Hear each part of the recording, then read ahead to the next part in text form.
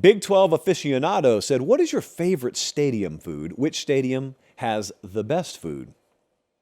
I love funnel cake, personally. It's not good for you, but I love funnel cake. Which stadium has the best food?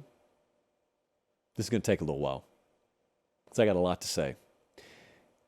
I, as you know, have the best job on the planet. I get to pick any game I go to, and I get to stand on the field and watch it, and I get to get there before you're there and stay there after you're there, and I get fed very well. I have been to most of the premier venues in college football. Not all of them. Have not been to an Oklahoma game, for example, but I'm steadily making my way around the country. LSU, amazing. Now, there's a difference, I should tell you. There's a difference in what you get fed in the press box versus what you get fed in the field media suite. The field media suite's normally just for like field photographers and stuff.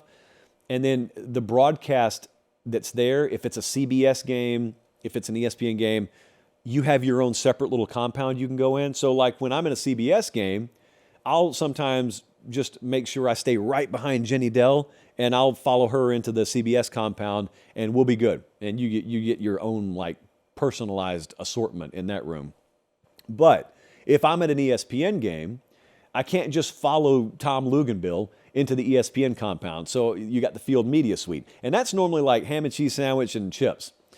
So your boy here normally dips off the field with like 3 or 4 minutes to go until halftime, and I scoot my way up to either the press box or, and I hate to admit this, a suite, because I'll inevitably know someone there that's got a suite, and at that point, you're eating an entirely different palate.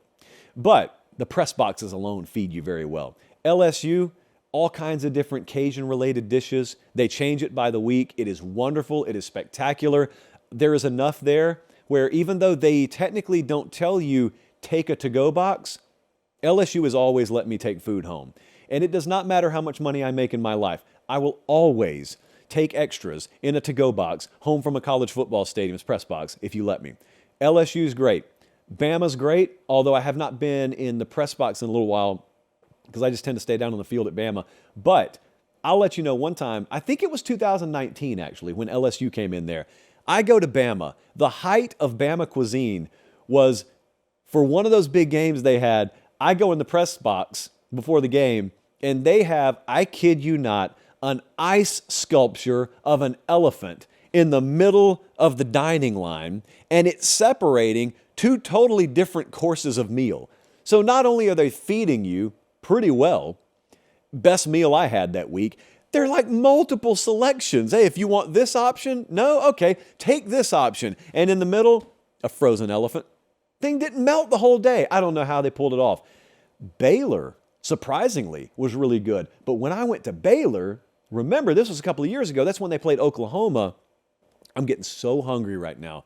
This is like watching that Ronco infomercial after midnight, that grill commercial. I went to Baylor, and it was an 11 a.m. local kickoff, which means I got there at like 8 a.m., which means they served breakfast. And they had an all-you-can-eat hash brown station. Again, I know that this is poverty food to some of you. Some of the more managerial, upper-crusted amongst us are not impressed by this. You think hash browns, you think, ooh, grease on your hands. Well, some of us grew up with grease on our hands. Sorry. And so when you give me a hash brown station, it's all I need in life, really. And they had a waffle station. They had, I think, sausage, egg, and cheese biscuits. I can't remember everything they had that day. But it was great. It was like if you pulled up and there's no crowd around and all your favorite breakfast foods are in front of you. Oh, and by the way, someone says, yeah, just eat as much as you want. It was a great day. In terms of caloric intake, it took me about a week to burn that off, but that was a great day. I would be remiss if I didn't tell you about AT&T Stadium. I am opposed to neutral site games, but I'm not opposed to the way they feed you at the neutral site games. So at Jerry World out there in Texas, I go to A&M Arkansas a couple of years ago, I think. And the thing about the thing about Jerry Jones is he does not do anything halfway. So anything in his venue is going to be big. It's going to be done the right way. So if you go to a game at AT&T Stadium and you go to the press box, not only do they have a lot of really good food, And not only does every cup that you get your fountain drinks with have the Dallas Cowboys star on it, it's like a cup you can take home. It's a sous vide cup instead of the old styrofoam throwaways. They have a carving station up there. So there is a chef. It's like a Golden Corral on steroids. It's wonderful. They have a chef up there, and he's carving whatever kind of meat you want. This is press box food, mind you. They got a carving station. It always stood out to me. I don't walk in any other press box where there's a dude in a chef hat and about a foot-long knife in his hand saying, Sir, which kind of meat option would you like today? Normally that's an immunity, but it's not at AT&T Stadium. And my favorite dining experience that I've ever had when going to a college football game, we're going right back to the state of Texas. Ironically, it's also a neutral site. It's also in Dallas. It's the Cotton Bowl. But this one you cannot get unless you're in my role. And no one else in my role even did this. I've told the story before, but it bears repeating.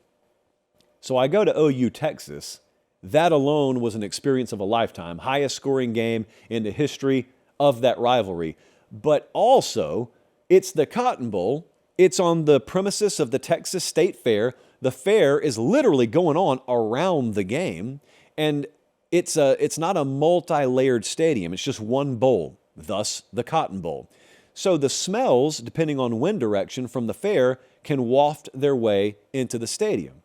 And you know what a fair smells like. It's corn dogs and funnel cake. Just some of the greatest achievements culinarily in the history of our country. And so you smell that stuff the entire first half. Then halftime gets there. Now, if you're in your seat, can't really do much. You go to the bathroom, you try and go get yourself a drink. Well, I have smelled that for 2 quarters, and I'm looking at the tunnel. I can see the fair because I'm standing on the field. I can see the state fair. So I said, what stops me from just going to the fair at halftime? And the answer was nothing. So I went out there at halftime, and I got myself all the funnel cake I could have. I probably had powdered sugar on my face even when I got to the airport later that afternoon. But I went out there and had myself a little time, about 20 minutes. And then I come back in the stadium right as Texas and OU are coming out of their locker rooms. So I walk on the field with the teams, and I'm just like patting my stomach. I'm so full. And they kick off the third quarter, and it was seamless. It was like there was not more than 30 seconds of downtime for me the entire halftime. I don't know how it gets any better. I really challenge you to tell me, how does it get any better than that? And they paid me money to make that trip. It gets no better. Little JP would be so proud of bigger JP that he got to that point in life.